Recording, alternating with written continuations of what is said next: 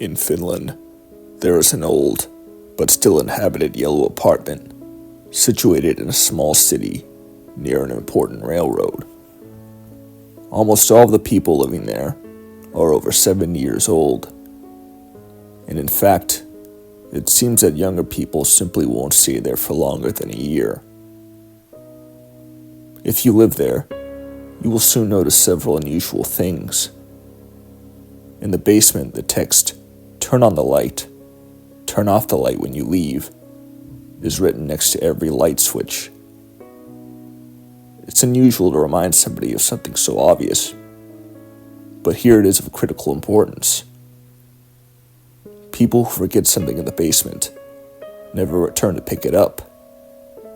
If you offer to go and retrieve it for them, they will stop you from doing so.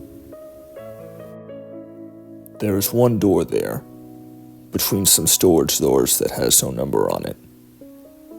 Instead, the door has a worn-out nameplate on it. The people in the flat will tell you to leave that door alone. It is said that people who have peeked in the keyhole have seen very unsettling things.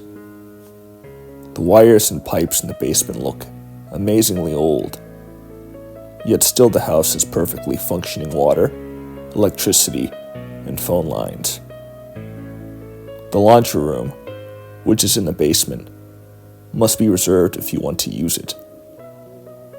If you go there without reserving a time first, you will at first get weird looks and some scolding. Then people will more ominously and angrily warn you. These things may seem minor, but those, usually the young ones, who have got too curious or failed to follow the rules, have ended up either dead, crippled, or insane. Usually people say that these incidents were the result of drug use or alcoholism, but some of the freak accidents cannot be explained by anything. How do I know this? I used to go and help my grandmother, who lived in that apartment, and I have seen several times how ambulances have dragged away young people who have missed an arm, sometimes some other parts also. The worst case was when I found a corpse that looked like an explosion victim in the laundry room.